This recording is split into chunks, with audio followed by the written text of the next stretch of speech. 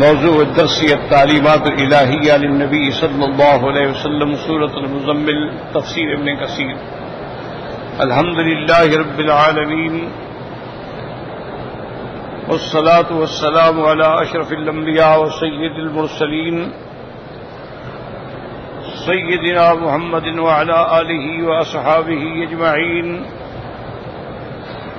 اللهم صل على سيدنا محمد وعلى آل سيدنا محمد كما صليت على إبراهيم وعلى آل إبراهيم في العالمين إنك حميد مجيد۔ أعوذ بالله من الشيطان الرجيم، بسم الله الرحمن الرحيم۔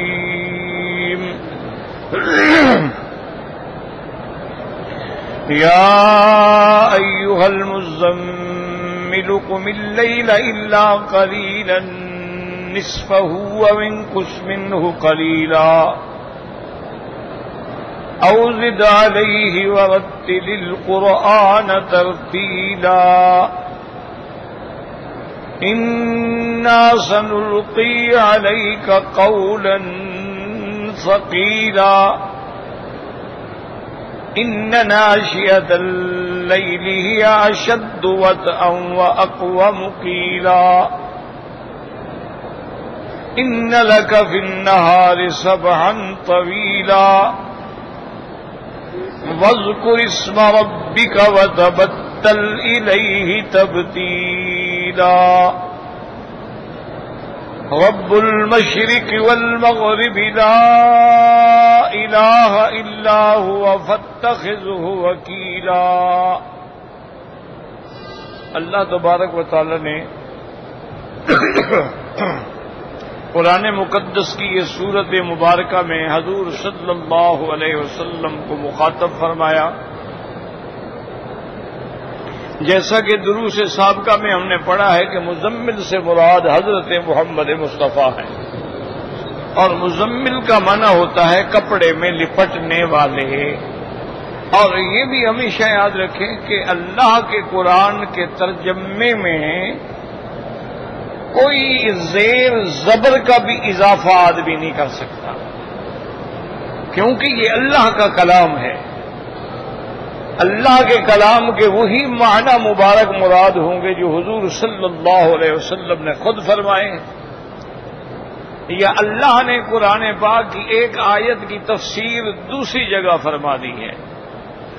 اس لیے اصول ہے کہ القرآن یفسر بعضہ بعضا، یا تو قرآن کی خود تفسیر کرتا ہے، ایک جگہ ابہام ہوتا ہے، دوسری جگہ تفصیل ہوتی ہے، اور یا اس کے بعد تفسیر جو ہے وہ ہوتی ہے بے اقوال النبی صلی اللہ علیہ وسلم، کہ حضور صلی اللہ علیہ وسلم نے اس لفظ کے ترجمے کے بارے میں کیا ارشاد فرمایا۔ تو جو حضور نے فرمایا صاف بات ہے کہ اللہ نے آپ کو تعلیم عطا فرمائی ہے، کیونکہ حضور اپنی طرف سے تو کوئی ترجمہ نہیں کرتا۔ اس کے بعد پھر دیکھا جاتا ہے آثار صحابہ کو، کہ صحابہ میں جو بڑے بڑے علماء گزرے ہیں،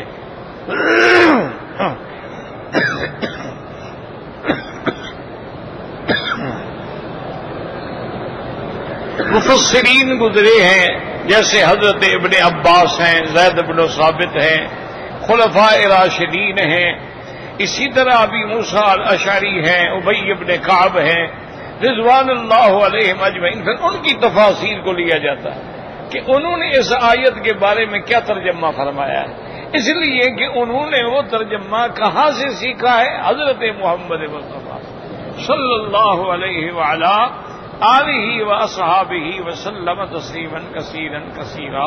تو ہمیشہ یاد رکھیں، قرآن کا یا ترجمہ خود قرآن کرے گا، یا حضرت محمد مصطفیٰ کا بیان کرے گا، یا اصحاب رسول جنہوں نے خود تعلیم حاصل کی حضور صلی اللہ علیہ وسلم سے، وہ فرمائیں گے۔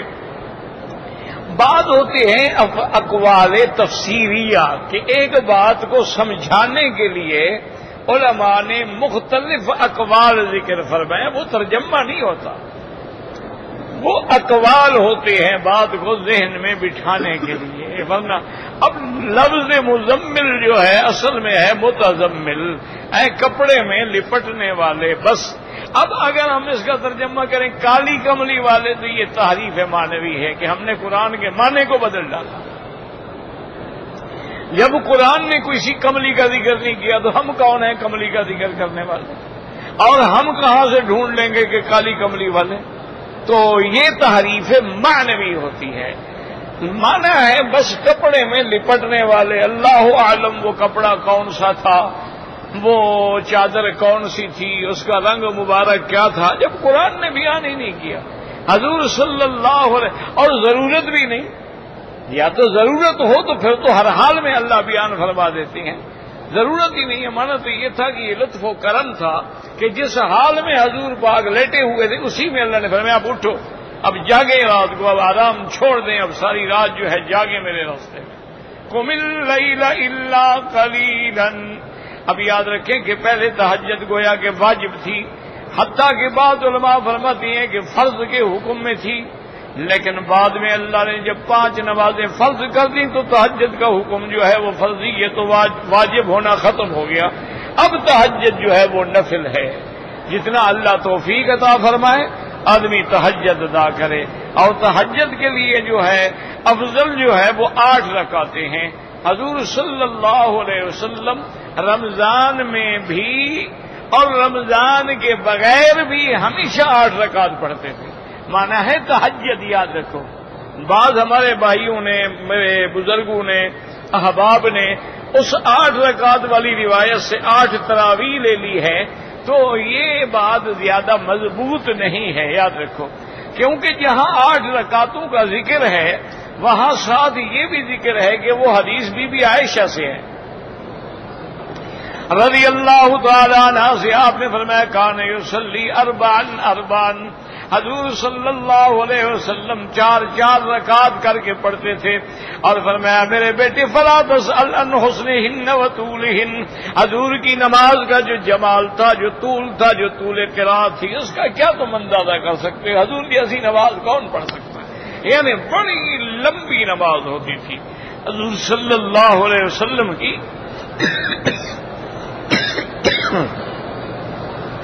لا حول ولا قوة. حتیٰ کہ کبھی کبھی حضور پاک نے تہجد میں یعنی سورت بقرہ، سورت عمران، سورت مائدہ، سورت انعام یعنی 8 سپارے تہجد میں پڑھے. اور حضور صلی اللہ علیہ وسلم کے کھڑے کھڑے آپ کے پاؤں جو ہے ورم آ جاتی تھی. تو آپ فرماتی یصلی 4 حضور 4 رکعت پڑھتے تھے. تو تراویح تو 4 رکعت ہوتی ہی نہیں ہے، تراویح تو ہوتی ہی تو 2 رکعت ہے. تو لہذا اس حدیث مبارک کو کہنا کہ یہ تراویح کے لیے ہے یہ بات درست نہیں ہے. وہ تہجد کے لیے ہے. تراویح الگ چیز ہے، تہجد الگ چیز. تراویح سنت مؤکدہ ہے. تراویح صرف رمضان کا 1 مہینہ ہے اور تہجد نفل ہے اور سال کا ہر رات جو ہے تہجد پڑھی جا سکتی ہے. تو لہذا دونوں میں فرق ہے. اور اسی طرح تہجد کا افضل وقت یہ ہے کہ آپ آخری رات میں ادا کریں. لیکن اگر کوئی اول رات میں بھی پڑھ لے تو کوئی منع نہیں. سونے سے پہلے پڑھ لیں کوئی منع نہیں، سونے کے بعد پڑھیں کوئی منع نہیں. تہجد کسی وقت بھی آپ ادا کر سکتے ہیں. اچھا آپ 8 رکعت کے بجائے کوئی آدمی 10 رکعت پڑھ لے وہ بھی جائز ہے. کوئی آدمی رات میں کھڑے کھڑے 100 رکعت پڑھ لے وہ بھی جائز ہے. اور کوئی آدمی صرف 2 رکعت پڑھے، ٹائم ہی نہیں ہے تو تب بھی جائز ہے. وہ تہجد پڑھنے والوں میں شمار ہو جائے گا. تو بہرحال اللہ نے حکم دیا قم اللیل الا قلیلا. پہلے حکم یہ تھا کہ 2/3 تقریباً رات جو ہے وہ آپ نماز میں گزاریں، 1/3 آرام کریں. پھر رعایت ہوئی نصفہ یا آدھی رات آرام اور آدھی رات تراویح. یا اس کے بعد ہے انقص منہ قلیلا یعنی 1 حصہ جو ہے عبادت اور 2 حصے جو ہے آرام فرمائیں. اس کے بعد اللہ نے حکم دیا ورتل القرآن ترتیلا. اور قرآن پاک کو بنا بنا کے سنوار کے کھول کے تلاوت فرمائیں. یاد رکھیں ترتیل کا معنی ہوتا ہے کہ ایک جملہ الگ ادا کریں. جیسے کہ میرے مدنی سرکار صلی اللہ علیہ وسلم کی عادت تھی کہ الحمدللہ رب العالمین الرحمن الرحیم مالک یوم الدین ایاک نعبد و ایاک نستعین اہدنا الصراط المستقیم اس طرح ایک ایک آیت پڑھتے ہیں۔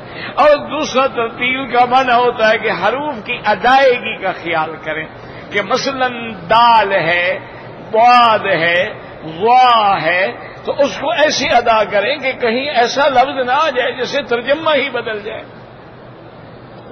اور تیسری چیز یہ ہوتی ہے کہ یہ خیال کریں کہ کہاں مد ہے، کہاں شد ہے، اور یہ بھی خیال کریں کہاں وقف ہے، وقف لازم ہے یا غیر لازم ہے، اور یہ بھی خیال کریں کہ کبھی سکتہ ہوتا ہے، سکتے کے معنی ہوتا ہے کہ سانس تو نہ ٹوٹے لیکن چپ کر جائیں، کلا بل ران علی قلوبہم، سانس نہ نکل، فانطلقا حتی اذا رکبا فی السفینۃ خرقها، اور وقف کا معنی ہوتا ہے کہ وہاں بالکل روک دیں آیت کو، وقف لازم میں ہے وہاں تو ہر حال میں وقف کریں، تو اس لیے یہ ہوتی ہے وَرَتِّلِ الْقُرْآنَ تَرْتِيلًا۔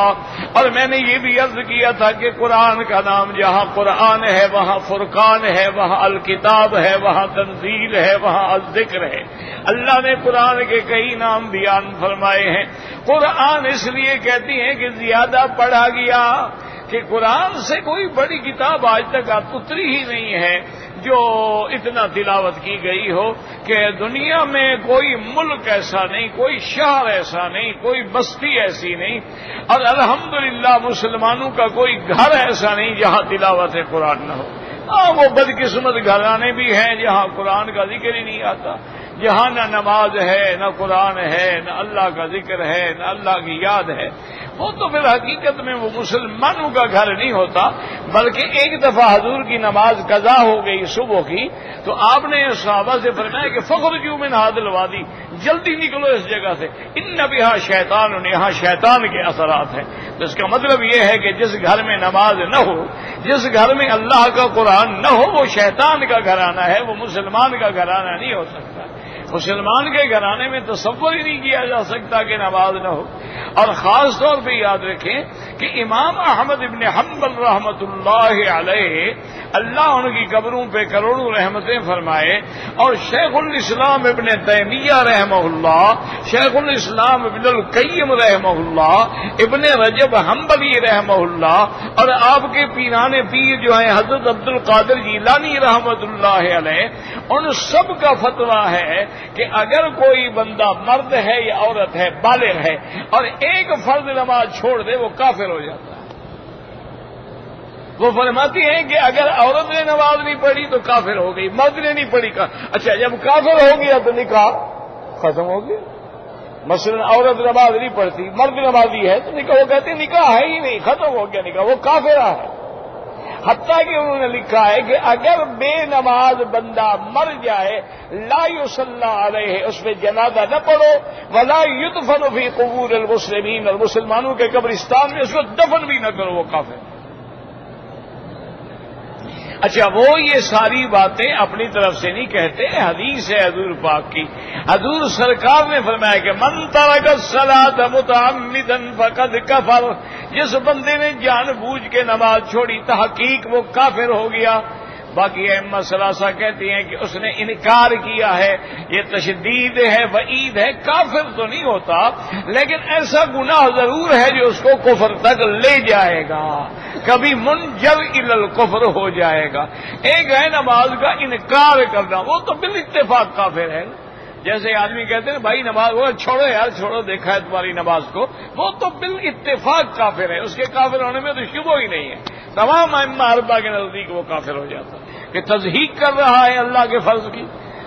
تو اس لیے اللہ نے، اور فرقان کا کیا معنی ہوتا ہے کہ قرآن فرق کرنے والا ہے حق اور باطل میں، اور بیان بھی ہے، تنزیل بھی ہے، کتاب بھی ہے۔ ذالک الکتاب لا ریب فیہ، اور فرمایا انہ لذکر لک ولقومک، اور کہیں فرمایا انا نحن نزلنا الذکر وانا لہ لحافظون۔ اور یاد رکھیں میں نے یہ بھی عرض کیا تھا کہ القرآن الف لام کے ساتھ پورے قرآن میں 58 جگہ پر ہے، اور قرآن بغیر الف لام کے 10 مقامات پہ ہے۔ اللہ نے فرمایا وَرَتِّلِ الْقُرْآنَ تَرْتِيلًا، سبیلا. اس کے بعد فرمایا میرے محبوب ہم آپ کو تیار کیوں کر رہے ہیں؟ انا سنلقی علیک قولا ثقیلا، ہم آپ پہ ڈالیں گے ایک بہت بڑا قول عظیم. ثقیل مانا عظیم، عظمت والا، شان والا. اور بعض علماء فرماتے ہیں ثقیل مانا ہمیشہ رہنے والا. ثقیل چیز جمی رہتی ہے، ہلکی چیز جو ہے ٹھوکر سے اڑ جاتی ہے. اللہ کا قرآن کبھی ختم نہیں ہوگا. اور بعض علماء نے فرمایا ثقیل کا معنی یہ ہے کہ قرآن جو ہے قیامت والے دن جب میزان ہوگا تو میزان کے اندر بھاری چیز جو ہے وہ اللہ کا قرآن ہوگا. اس لیے قرآن پڑھنے والوں کو اللہ تبارک و تعالی جو ہے قرآن کی صورتیں بھی ان کی شفاعت کریں گی. اور حافظ قرآن جو ہے وہ 10 آدمیوں کی شفاعت کرے گا. اور حافظ قرآن کے والدین کے سر پہ جنت کا تاج رکھا جائے گا. حضور پاک نے فرمایا اگر ایک موتی بھی ظاہر ہو جائے تو چاند سورج بے نور ہو جائے. اس لیے فرمایا انا سنلقی علیک قولا ثقیلا. یہ سبق ہم پڑھ چکے، اس لیے میں نے دوہرا دیا ہے کہ بعض ساتھی جو ہیں وہ جمعرات ہی آتے ہیں یا جمعہ کے دن آتے ہیں تو ان کو پچھلی آیات کا پتہ ہی نہیں ہوتا، تو تھوڑا سا ان کا ذہن تازہ ہو جائے. آج کے سبق میں جو سبق میں آیت ہے فرمایا ان ناشئۃ اللیل، ان ناشئۃ اللیل ہی اشد وطئا واقوم قیلا. سمجھیے ناشئۃ اللیل سے کیا مراد ہے؟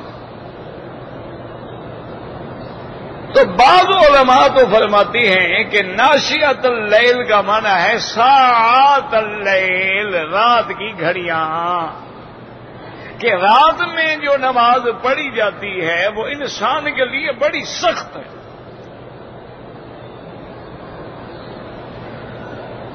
اور بعض علماء فرماتی ہیں کہ ناشئۃ اللیل کا معنی ہے تقلب انسان. کیا معنی؟ کہ انسان سو گیا پھر اٹھ گیا، نماز پڑھی پھر سو گیا. جیسے حضور صلی اللہ علیہ وسلم کبھی کبھی رات میں یوں بھی فرماتے تھے کہ تہجد پڑھی سو گئے، تھوڑی دیر آرام فرما لیا پھر اٹھ کے پھر نماز پڑھ لی وضو کر کے، اس کے بعد پھر سو گئے پھر نماز پڑھ لی. تو یہ سونا اٹھنا یہ نشأ مانا نئی چیز پیدا ہونا.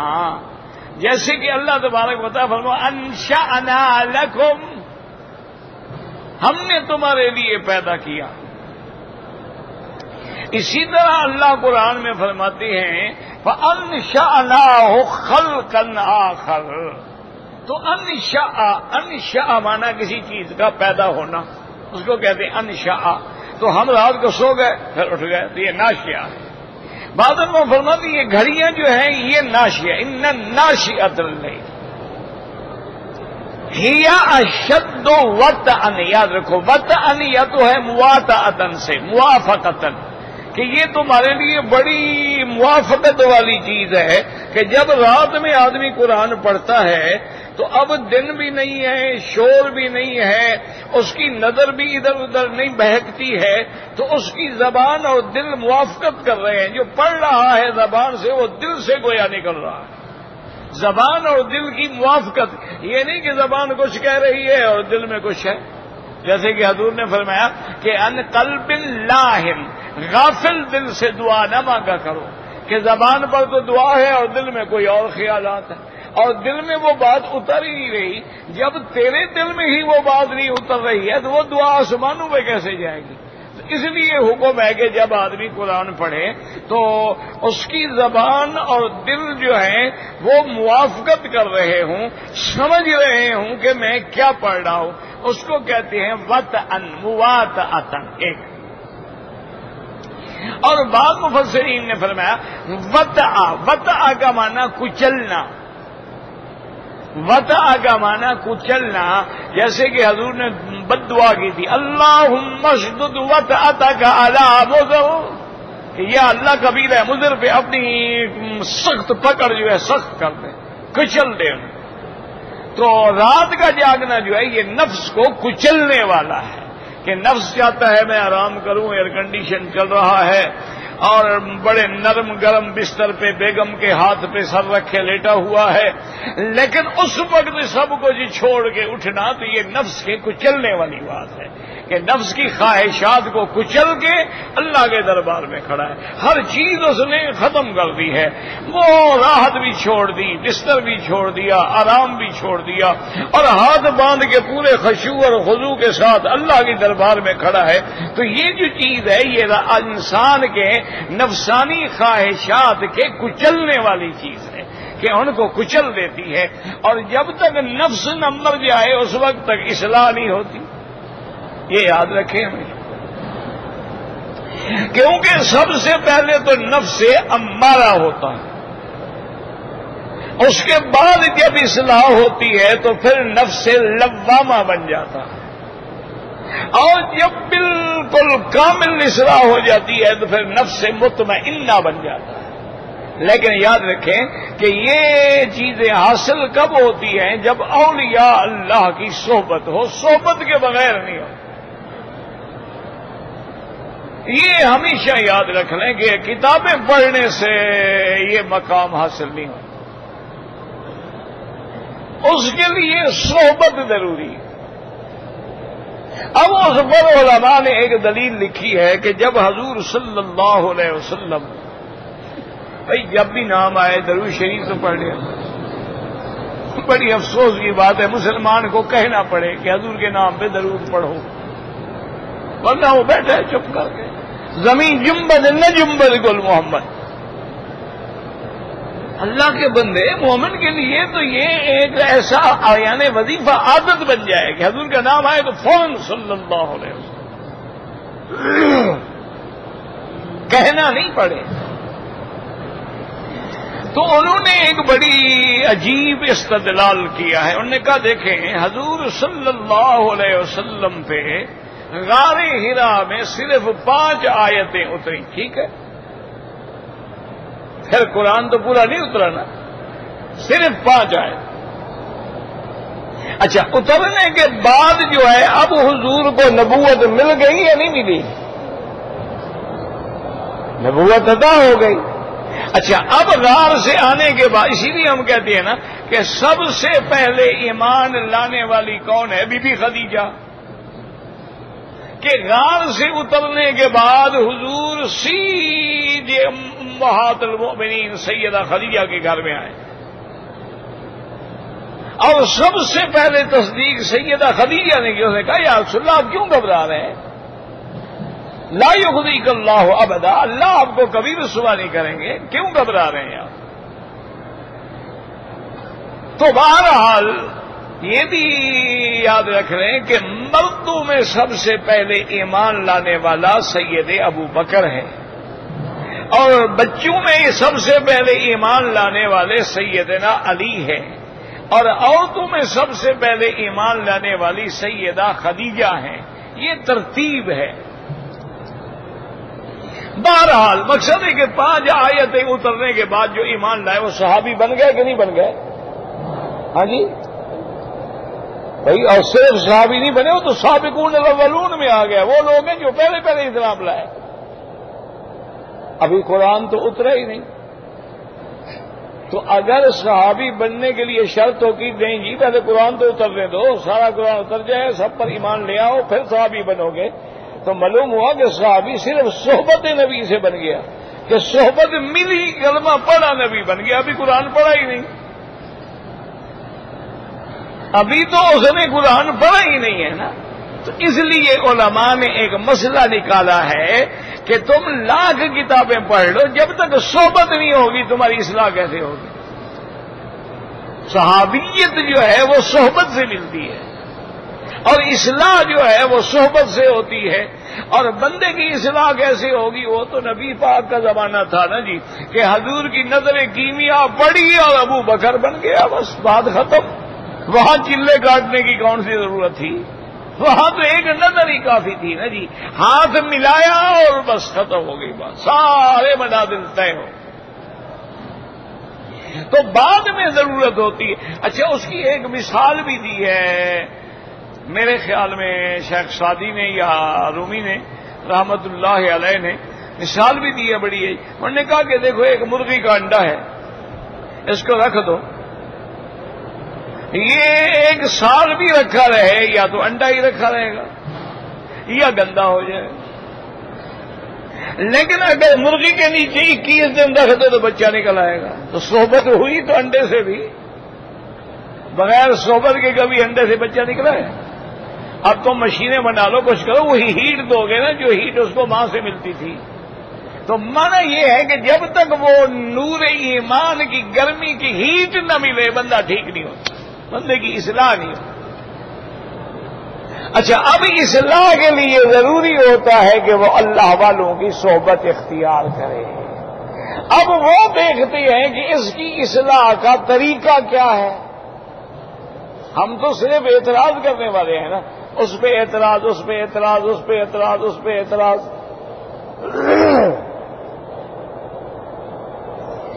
لیکن ایک ہوتا ہے کہ ٹھنڈے دل سے سوچیں کہ اصلاح کا طریقہ جو ہے، اب یہ اللہ والے کی نظر ہوتی ہے کہ وہ دیکھتا ہے کہ اس کی اصلاح کیسے ہوگی۔ جیسے ایک بگڑا تگڑا کوئی رئیس زادہ تھا، بڑے آدمیوں کا بیٹا تھا، اس کو رشتہ دار پکڑ کے ایک اللہ والے کی خدمت میں لے آئے کہ حضرت یہ فلاں سردار کا بیٹا ہے اور بڑا بگڑا تگڑا ہے، ہم چاہتے ہیں کہ آپ کی بیعت ہو جائے تاکہ اللہ کرے اس کی کوئی اصلاح ہو جائے۔ تو حضرت نے اس سے پوچھا کہ ہاں بیٹا تم بیعت ہونا چاہتے ہو؟ اس نے کہا جی میں تو نہیں ہونا چاہتا، بھائی یہ رشتہ دار مجھے پکڑ کے لے آئے ہیں آپ کے پاس۔ انہوں نے کہا ٹھیک ہے جب تم نہیں چاہتے ہو تو اگر آدمی نہ چاہتا ہو، دیکھیں نا یہ گلاس ہے، اس کو اوندا کر لو، اس میں پانی آئے گا؟ سارا دن نل چلتا رہے، جب تک اس کو سیدھا نہیں کرے گے پانی کیسے آئے گا؟ آپ ٹھیک ہونا ہی نہیں چاہتے تو مولوی کیا کرے گا؟ آپ تو آتے ہیں اعتراض کرنے کے لیے کہ کوئی بات ملے اور ہمیں اعتراض کریں۔ آپ اصلاح کے لیے آئیں گے تو اصلاح ہوگی نا۔ انہوں نے کہا بھی ٹھیک ہے تمہاری، انہوں نے کہا جی اب یہ بزرگ ہے میرے بڑے ہیں لے آئے ہیں، میں بیعت تو ہوتا ہوں، لیکن میری ایک شرط ہے۔ حضرت سمجھ گئے کہ یہ واقعی بالکل بگڑا ہوا ہے، جس آدمی نے بیعت ہونی ہو اس کو شرطیں کرنی ہوتی ہے، یہ عجیب آدمی ہے بھائی۔ حضرت اچھا بھائی بتاؤ کیا شرط ہے؟ انہوں نے کہا جی مجھے اصل میں یعنی شراب اور عورت یہ دو چیزیں جو ہے میں نہیں چھوڑ سکتا، اب میری ساری زندگی ان میں گزر گئی ہے، اب میں کیسے چھوڑ سکتا ہوں؟ اور میں اچھا بھائی ٹھیک ہے ہمیں تمہاری شرط منظور ہے، تم بھی ہماری ایک شرط منظور کرو گے؟ اس نے کہا جی حضرت جب آپ نے میری شرط مان لی ہے تو میں بھی ورنہ میری صرف ایک شرط ہے کہ نماز پڑھا کرو، اور کوئی شرط نہیں۔ اچھا اب کوئی عام جاہل آدمی کہے گا اچھا پی رہے، کہتے ہیں جاؤ شراب پیو اور تو استعمال کرو، تمہیں اجازت ہے، تمہاری شرط میں نے مان لی ہے، وہ تو فوراً اعتراض کر کے اتنی بڑی کتاب لکھ ڈالے گا نا، کیوں؟ اس کے دماغ میں خناس ہے، اس کے دماغ میں ناس تو ہے نہیں نا۔ ایک تو ہوتے ہیں نا ناس اور ایک ہوتے ہیں خناس۔ خے نکال دو خالی ہو جائے تو ناس بن جائے گا، اور ساتھ لگا تو خناس بن جائے گا۔ تو انہوں نے کہا بیٹا بس میری ایک شرط ہے اور کچھ نہیں، جو مرضی آئے کرو، بس نماز پڑھنی ہے اور مسجد میں پڑھنی ہے۔ اس نے کہا جی آپ نے میری شرط منظور کی ہے، میں نے بھی آپ کی شرط منظور کی، جائیں بیٹھی، کوئی چلا نہیں، کوئی وظیفہ نہیں، کچھ نہیں۔ کیوں؟ اس اللہ والے کی نظر قرآن پہ تھی کہ ان الصلاة تنہی عن الفحشاء والمنکر. اللہ فرماتی ہیں کہ نماز جو ہے وہ انسان کو گناہوں سے اور منکر سے روکنے والی ہے، روک دیتی ہے. شرط یہ ہے کہ نماز بھی ہوتا، تمہیں اس لیے نہیں روکتی نا کہ تمہاری نماز ہی نہیں بنی نا. تمہاری نماز السلام علیکم، یہ نماز ہو تو روکے. نماز بنے گی تو روکے گی نا میرا بھائی. وہ آیا جناب، گھر میں پہنچا، عصر کا وقت ہونے والا تھا اور وہ اس کی محفل کا وقت ہو جاتا تھا. عصر کو دوست احباب آ جاتے تھے، محفل سج جاتی تھی، اور جناب اس کے بعد پھر رات کے 12 بجے تک پینا پلانا، ڈانس وانس، قصے کہانیاں چلتی رہتی تھیں. ساتھی ہیں تو انہوں نے کہا کہ حضرت وہ انتظام انہوں نے بتایا یار آج عصر کے بعد نہ کرو.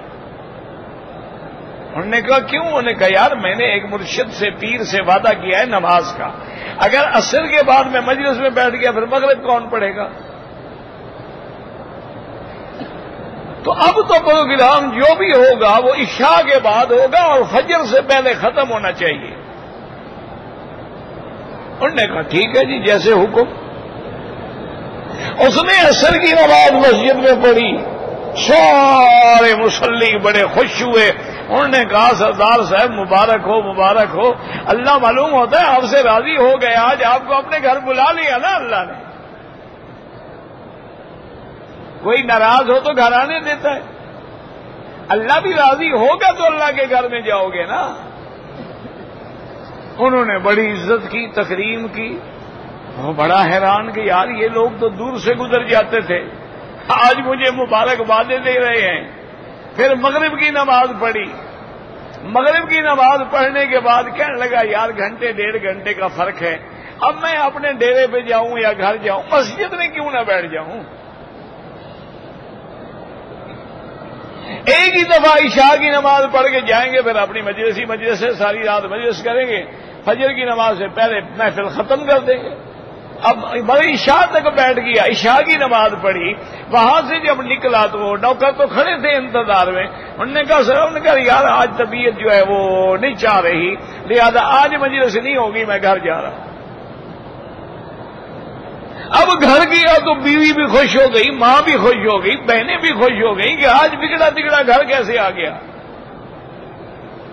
اب جناب سب صدقے واری ہو رہے ہیں. انہوں نے کہا یار حقیقی خوشی تو یہ ہے، پاک عورت ہے جس کو میرے بغیر کسی نے ہاتھ نہیں لگایا، میں اس کو چھوڑ کے ان کے پاس بیٹھا ہوا ہوں جو گندی نالی کی طرح، گندی موری کی طرح، جہاں 100 آدمی روز پیشاب کرتا ہے.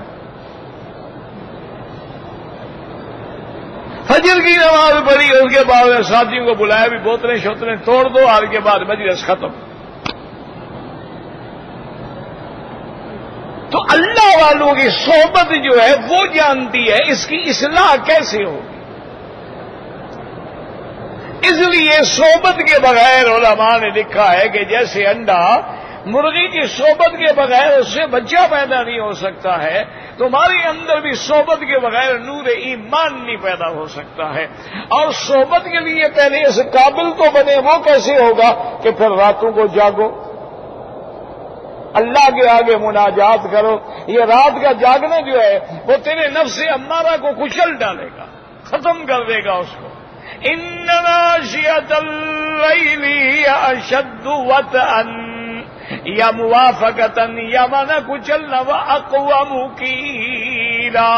اور زبان سے جو حرف نکلے گا وہ صحیح صحیح ادا ہوگا. کیوں؟ دن میں تو انسان ہے نا، خیالات ہیں، منتشر ہیں. اب رات کو اندھیرا ہے، سکون ہے، اللہ کے سوا کوئی دیکھنے والا نہیں. اور اس کے بعد اللہ نے فرمایا میرا مدنی ان لک فی النہار سبحا طویلا. میرا مدنی دن میں تیرے لیے کئی کام ہیں بڑے لمبے لمبے.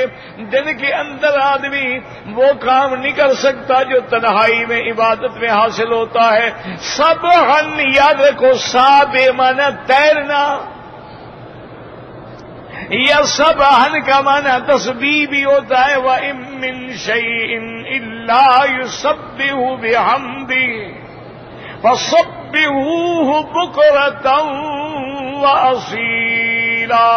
مادہ ایک ہے اور سبحن کا معنی ہوتا ہے کہ آدمی جیسے پانی میں تیر رہا ہے تو اسی طرح دن میں کئی کام ہے، کبھی ادھر کبھی ادھر کبھی ادھر مشغول ہے نا، تو دن میں تیرے لیے تو بڑا مشغولیت ہے. ان لک بالنہار سبحا طویلا. اور بعض علماء نے ایک مسئلہ نکالا ہے، انہوں نے کہا اگر ان فاتکا عبادت اللیل، اگر رات کا جاگنا تم سے نہیں ہو سکا، اس کی کمی کو صبح کی عبادت میں پورا کرو. یعنی انسان ہے رات کو نہیں اٹھ سکا. وہ ایک واقعہ ہے نا تاریخ میں، ایک اللہ کے ولی کی تہجد میں آنکھ نہ کھلی، انسان ہے نیند غالب آ گئی.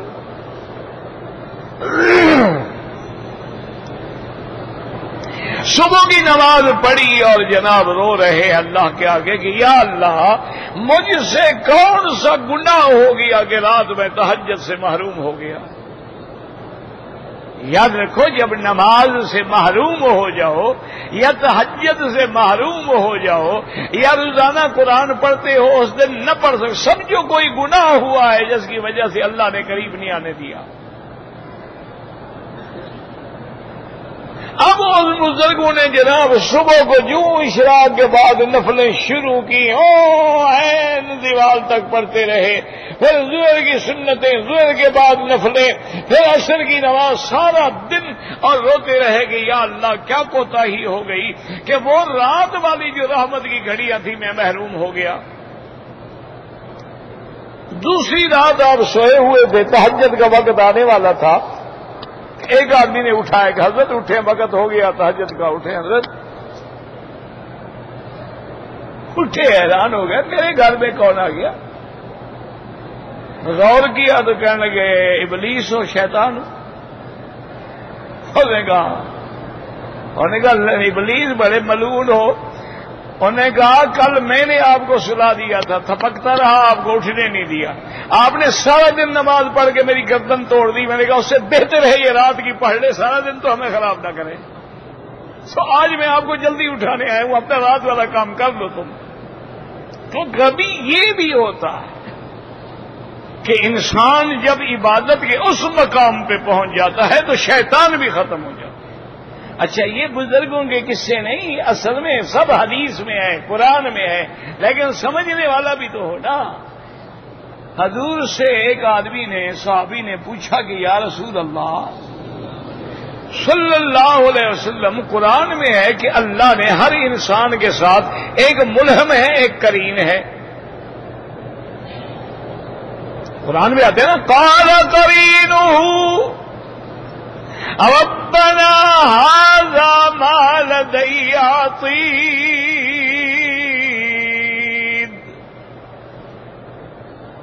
تو قرین شیطان ہوتا ہے، ملہم فرشتہ ہوتا ہے. تو صحابی نے پوچھا یا رسول اللہ آپ کے ساتھ بھی وہ ہے شیطان جو ہر بندے کے ساتھ ہے؟ آپ بھی تو آخر انسان ہیں. حضرت نے فرمایا ہاں میرے ساتھ بھی ہے، لیکن اللہ کے کرم سے اسلم، وہ اسلام لے مسلمان ہو گیا، وہ مجھے نہیں چھیڑتا. تو مانا یہ ہے کہ اللہ والوں کا اثر اتنا ہوتا ہے کہ شیطان بھی مسلمان ہو جاتے ہیں، وہ جن بھی مسلمان ہو جاتے ہیں، شیطان بھی آتے ہیں. اٹھو اٹھو جی تہجد پڑھو. مطلب شیطان کہے تہجد پڑھو، عقل کی بات ہے. اس لیے ہمیشہ یاد رکھیں کہ ہر چیز جو ہے اللہ والوں نے یا اصل قرآن ہے، اصل حدیث ہے، آگے استنباطات ہیں، سمجھنا ہے. اور ان ساری آیتوں میں ہمیں سبق کیا ملا ہے کہ پہلے انسان خود کامل بنے، پھر کامل لغیر ہی بنے. جب تک اپنے اندر کمال نہیں پیدا کرو گے تو دوسرے کی زبان پہ کیا اثر ہوگا. اس لیے اللہ اپنے نبی کو بھی تیار کرے نا، حضور تیار ہو جائیں. آگے کام ہے نا کہ یا ایھا المدثر قم فانذر. اب آپ تیار ہو گئے، اب آپ دعوت کے کام کے لیے کھڑے ہو جائیں. اس لیے یہ ساری اس کو کہتے ہیں آداب الہیہ. اللہ اپنے نبی کو خود آداب سکھلا رہے ہیں کہ آپ نے دن میں کیا کرنا ہے، آپ نے رات میں کیا کرنا ہے، آپ کی دن کیسے گزرے، آپ کی رات کیسے گزرے. اس لیے فرمایا ان لک فی النہار سبحا طویلا واذکر اسم ربک وتبتل وتبتل إليه تبتيلا رب المشرق والمغرب لا إله إلا هو فاتخذه وكيلا والله أعلم.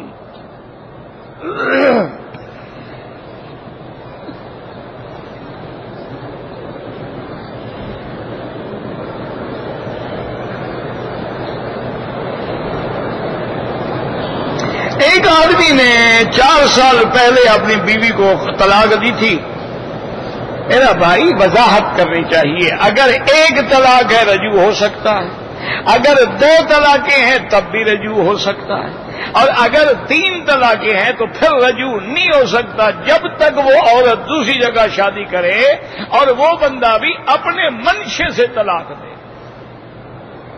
اب اللہ آپ نے طلاق دی تھی, کتنی دی تھی؟ 1 تھی, 2 تھی, 3 تھی, کیا تھی؟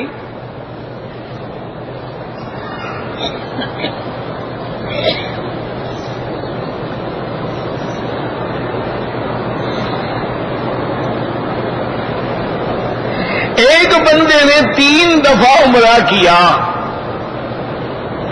تینوں دفعہ حدود حرم کے باہر جا کے سر مڈایا, دم پڑ گئی, لیکن ایک دم دے گا. جب غلطی ایک جیسی ہو تو دم ایک ہوتی ہے.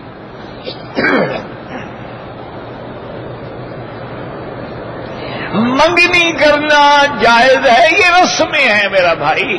شریعت میں اصل چیز نکاح ہے, اس کے بعد ولیمہ. باقی یہ منگنی ہے, یہ مہندی ہے, یہ فلاں ہے, یہ فلاں ہے, یہ سب ہندوؤں کی رسمیں ہیں, ان کا اسلام سے کوئی تعلق نہیں.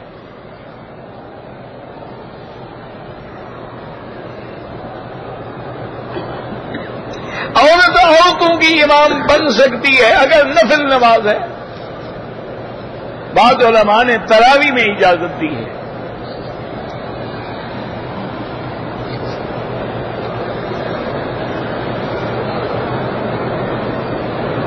بھائی میرے پاکستان میں اللہ ہر بیمار کو شفا عطا فرما.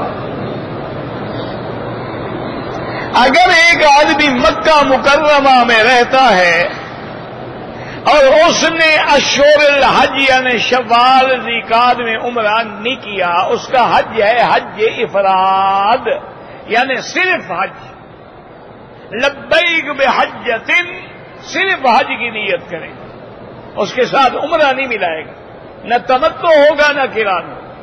افراد میں آسانی بھی ہے کہ وہ عرفات جائے گا, عرفات سے مزدلفہ آئے گا, صبح کو مینا آئے گا, کنکری مارے گا, سر مڑائے گا, احرام کھول دے گا, بات ختم.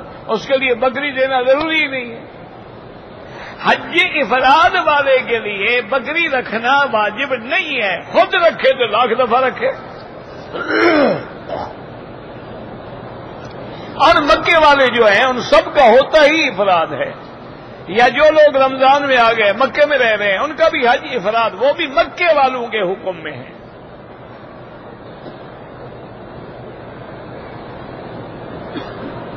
اگر اس نے عمرہ کر لیا ہے اشہر حج میں, پھر حج بھی کرے گا, تو امام احمد ابن حنبل رحمت اللہ علیہ اور امام شافعی رحمت اللہ علیہ کے نزدیک اس کا حج تمتع ہوگا کہ عمرہ بھی کر لیا اب حج بھی کرے گا.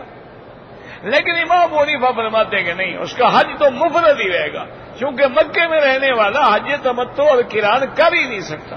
وہ کہتے ہیں یہ تو قرآن کا مسئلہ ہے کہ ذالک من لم یکن اہلہ حاضر المسجد الحرام, وہ لوگ تمتع اور قران کریں جو یہاں نہیں رہتے. وہ کہتی ہیں اس پہ دم ہے اور دم جبر ہے, ایک بکری ادا کریں.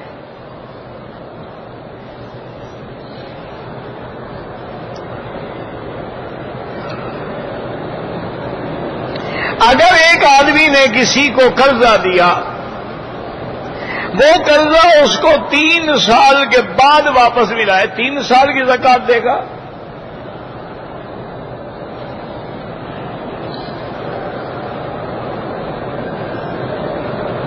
ہاں, اور نفل نماز علماء نے اجازت دی ہے, لیکن افضل یہی ہے کہ عورتیں کوئی جماعت نہ کریں. ایک حدیث میں ایک روایت آتی ہے, ورنہ کسی جگہ ہم نے نہیں پڑھا ہے کہ بی بی عائشہ نے جماعت کی ہو, بی بی فاطمہ نے جماعت کی ہو, امہات المومنین نے جماعتیں کرائی ہوں, کسی جگہ نہیں. اسی لیے افضل یہ ہے کہ عورت جو ہے وہ عورتوں کی امام بھی نہ بنے، اپنی اپنی نماز پڑھے۔ اب تو خیر عورتیں مردوں کی امام بن گئی ہیں، اب کیا مسئلہ پوچھتے ہیں بھائی آپ؟ نہیں، میں مذاق نہیں کر رہا، ایک آمنہ داؤد نام ہے اس کا، اللہ معاف کرے، اللہ ہدایت دے، کیا کر سکتے، ہے بھی کسی مولوی کی بیٹی، وہ باقاعدہ جمعہ پڑھاتی ہے جناب، نماز پڑھاتی ہے، مرد پیچھے پڑھتے ہیں، کہتے ہیں اسلام میں مساوات ہے، اسلام میں مرد عورت میں کوئی فرق نہیں ہو، کہتی ہے مرد نماز پڑھا سکتا ہے، عورت کیوں نہیں پڑھا سکتی؟ ٹھیک ہے، اپنا اپنا سوچے، اللہ ہدایت دے، اور کیا کہیں۔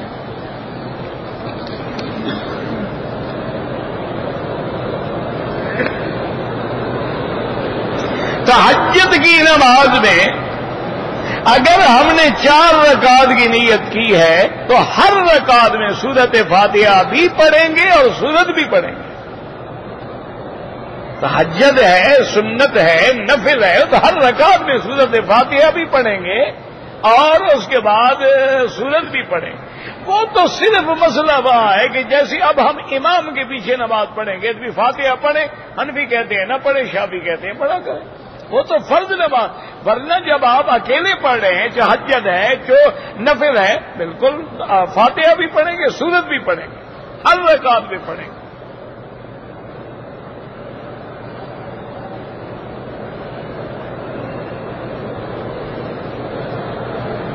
عشاء کی نماز کے بعد آپ جو بھی نفل پڑھیں گے وہ تہجد ہے۔ افضل یہ ہے کہ رات کے آخری حصے میں پڑھیں۔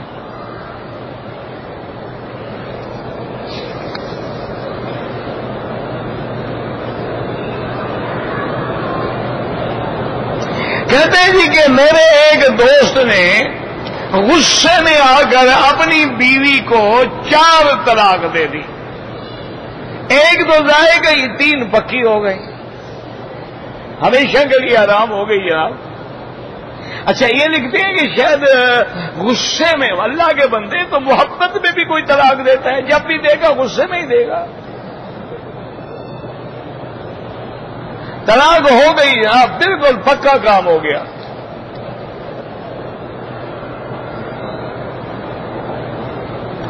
عید الفطر کے بعد اگر تم نے عمرہ کیا ہے اور حج بھی کرو گے، بکری دینی ہوگی۔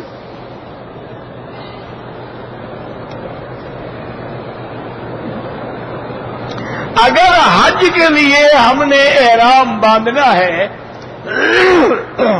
ہم جدے میں رہتے ہیں، آپ جدے سے احرام باندھ لیں۔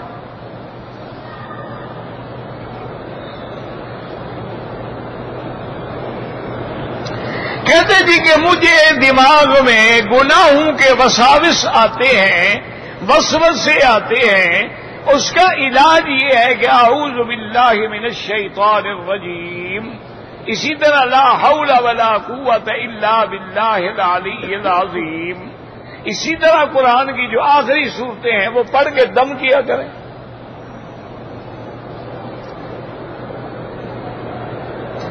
کہتے جی کچھ آدمی کہتے ہیں کہ 786 کا مطلب بسم اللہ ہے۔ میرا بھائی یہ لوگوں کے کوئی حساب کتاب کا چکر ہے، اس کا قرآن حدیث سے تو کوئی مسئلہ نہیں۔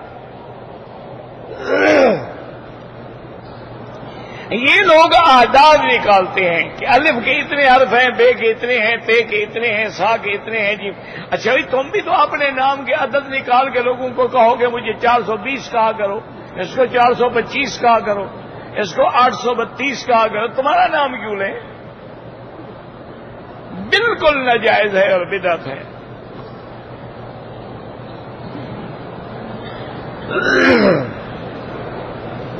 عقیقہ جو ہے 7ویں دن شام کو کرو، چاہے دوپہر کو کرو، دوپہر کو کرو، 7 دن پورے ہو گئے، عقیقہ کرو بس۔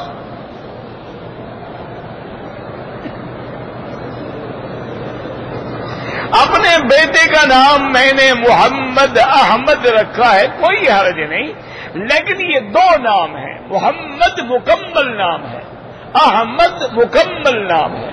اللہ نے قرآن میں حضور کو جہاں فرمایا وَمُبَشِّرًا بِرَسُولٍ يَأْتِي مِن بَعْدِ اسْمُهُ احمد، وہاں صرف احمد ہے۔ اور جہاں محمد ہے محمد الرسول اللہ ما كان محمد ابا احد من رجالکم. ایک نام رکھو، یہ کیا کہ دو دو تین تین نام کٹھے ملا دیتے ہو. ہمارے ہاں تو مسئلہ ہے نا جی، نام اتنے لمبے ہوتے ہیں، اور آج کل تو مولویوں کے جو القاب ہوتے ہیں نا جی اشتہارات میں، اللہ رحمت فرمائے، آدمی پڑھ کے حیران ہو جاتا ہے کہ علامہ اور جناب فرید الدہر، خطیب العصر، اور پتہ نہیں کیا کیا، حالانکہ اس کو پتہ نہیں فاتحہ کا ترجمہ بھی آتا ہے کہ نہیں آتا ہے. انا للہ و انا الیہ راجعون.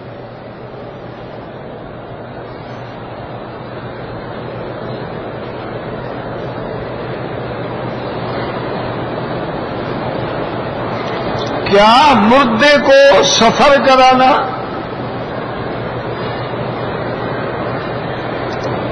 مثال کے طور پر فوت لاہور ہوا، اس کو کراچی لانا؟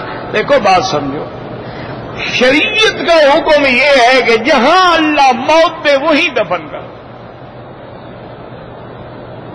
ہاں البتہ یہ ہوتا ہے مثلا کہ آدمی جدے میں فوت ہوا، اس کی تمنا ہے میں حرم میں آ جاؤں، تو یہ جائز ہے کہ من البقاء جو ہے غیر المبارکہ الی المبارکہ. اب یہ تو نہیں نا کہ لاہور میں میرے لازم کراچی لے جاؤ، یہ ضروری نہیں. جہاں فوت ہو گیا اس کی مٹی وہاں اللہ نے لکھی ہے وہاں دفن کرو.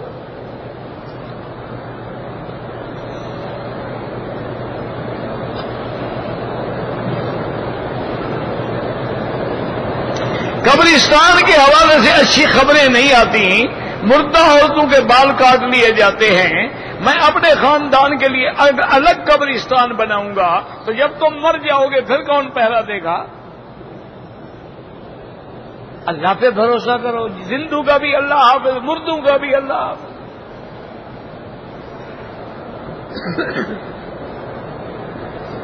فرض نماز کے ساتھ اگر مقتدی کے ساتھ مل کے دعا کرے کوئی حرج نہیں.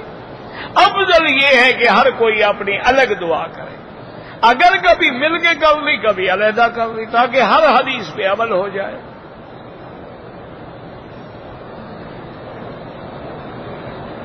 تفسیر کے لیے حضرت تھانوی کی تفسیر جو ہے، بہرحال میں نے تو پوری طرح نہیں پڑھی، دیکھی میں نے ضرور ہے، انشاءاللہ وہ بہت اچھی تفسیر ہے، لیکن اس میں بعض چیزیں ایسی ہیں جو عالم سمجھ سکتا ہے. اس لیے علماء سے رجوع کیا کریں، کیونکہ حضرت اشاروں میں بات کرتے ہیں. بعض اوقات اتنا مختصر کلمہ ہوتا ہے اور اس میں اتنا بڑا مسئلہ ہوتا ہے، تو یہ علماء کا کام ہے کہ وہ سمجھیں. ابن کثیر بھی ٹھیک ہے، آسان ہے، لیکن ابن کثیر میں بھی ضروری ہے کہ علماء کے ساتھ ہو، کیونکہ اسرائیلی روایات ہے. تمہیں کیسے پتہ لگے گا یہ روایت درست ہے یا غلط ہے؟ میرا بھائی بغیر مربی کے مربع نہیں بنتا. ایک بات یاد رکھو، اگر ہر آدمی مربع بنانا شروع کرے تو انشاءاللہ مربع اچار بن جائے گا اور اچار مربع بن جائے گا. جن کا کام انہی کو ساجے اور بجائے تو پھر ٹھیک نہ باجے. یہ ایک اصول ہوتا ہے دنیا کے اندر، ہمیشہ یاد رکھیں کہ یہ علماء کا کام ہے تفسیر. اب ابن کا مثال کے طور پہ حدثنا سفیان، حدیث آ گئی. اب اس کو کیا پتا ہے کہ یہ سفیان ابن عیینہ ہے یا سفیان ثوری ہے؟ حدثنا حماد، امام بخاری کی پہلی حدیث. کون حماد؟ حماد نام کے تو سینکڑوں محدثین گزرے ہیں. حدثنا ابراہیم، اس کو کیا پتا ابراہیم کون ہے؟ یہ علماء کا کام ہوتا ہے، وہ دیکھتے ہیں کہ سفیان کے بعد ان کا کون سا استاد ہے.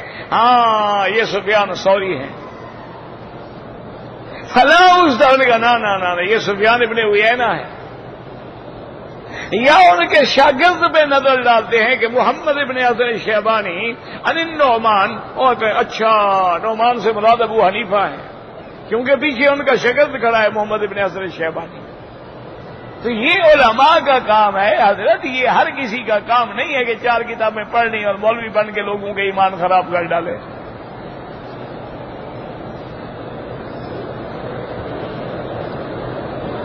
میں مدینہ منورہ جانا چاہتا ہوں. بہتر یہ ہوتا ہے مکے والوں کے لیے کہ ان مہینوں میں سفر ہی نہ کریں تاکہ عمرے کا مسئلہ ہی پیدا نہ ہو. اور اگر عمرہ کرو گے پھر وہی آئے گا، بکری دینی ہوگی. اچھا نہیں کرو گے، میقات سے بغیر احرام کے آؤ گے تب بھی دم پڑے گی.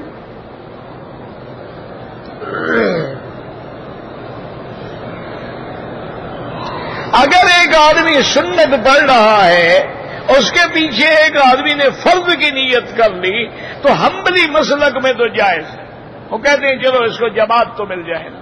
لیکن حنفی حضرات فرماتے ہیں کہ نہیں، امام جو ہے وہ مقتدی سے اقویٰ ہونا چاہیے، نہ کہ امام کمزور ہو. امام سنت کی نیت کرے، مقتدی فرض کی کر رہا ہے.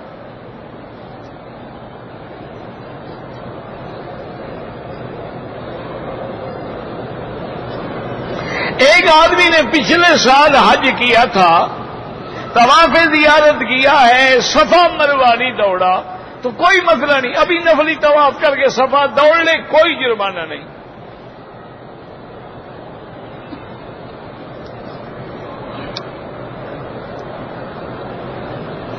جب بھی مدینہ جائیں میقات ہے، واپسی پہ عمرہ کریں. جن نمازوں میں امام آہستہ پڑھتا ہے، مثلا ظہر کی نماز ہے یا عصر کی نماز ہے، تو ہم مقتدی جو ہیں فاتحہ پڑھیں یا نہ پڑھیں. وہی مسئلہ ہے کہ حنفی ہو تو نہ پڑھو. وہ کہتے ہیں حضور کی حدیث ہے اذا قرأ فانصتوا، جب امام پڑھے تو چپ رہو. تو امام تو پڑھ رہا ہے نا. اور دوسری حدیث میں ہے کہ قراءۃ الامام قراءۃ لہ، امام کی قراءت مقتدی کی قراءت ہے. وہ کہتے ہیں امام پڑھ رہا ہے، بات ختم ہو گئی. لیکن شافعی رحمت اللہ علیہ فرماتے ہیں کہ ہر نماز میں مقتدی فاتحہ پڑھے. امام احمد ابن حنبل رحمت اللہ علیہ فرماتے ہیں جہری نمازوں میں نہ پڑھے، سری نمازوں میں پڑھے. تم جھگڑے میں نہ پڑھو، نماز پڑھا کرو بس. ایک موٹی بات یاد رکھو، ان سارے مولویوں سے کہو فاتحہ پہ نہ لڑو. جو بے نماز باہر کھڑے ہیں نا، ان پہ زور لگاؤ کہ وہ نمازی بن جائے. رفع یدین کرو تب بھی ٹھیک ہے، نہ کرو تب بھی ٹھیک ہے، کوئی مسئلہ نہیں. یہ کوئی لڑائی والے مسئلے ہیں. 1400 سال گزر گئے، دنیا ہنستی ہے کہ ابھی تک مولوی اور ان کی نماز کا مسئلہ بھی ختم نہیں ہوا.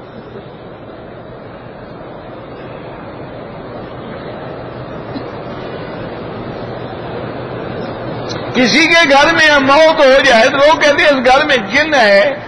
کیوں جن کے مرتے ہیں؟ سب کے گھروں میں جن ہوتے ہیں. یہ کیا جاہلوں کی باتیں ہیں.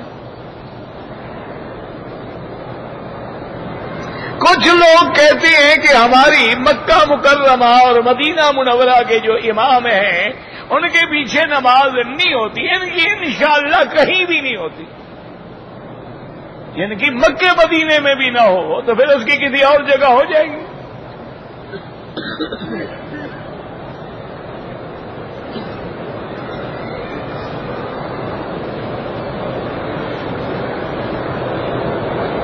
کسی نے کہا جو کھجور پہ ربنا انکا تعلم و پڑھو، پتہ نہیں کیا ہے. میں نے پڑھا طبیعت خراب ہوگی. اس سے تو طبیعت خراب نہیں ہوتی، اندر کوئی خرابی ہوگی وہ نکل رہی ہے. ڈرو نا، قرآن پڑھنے سے طبیعت خراب ہوگی ہے تمہاری.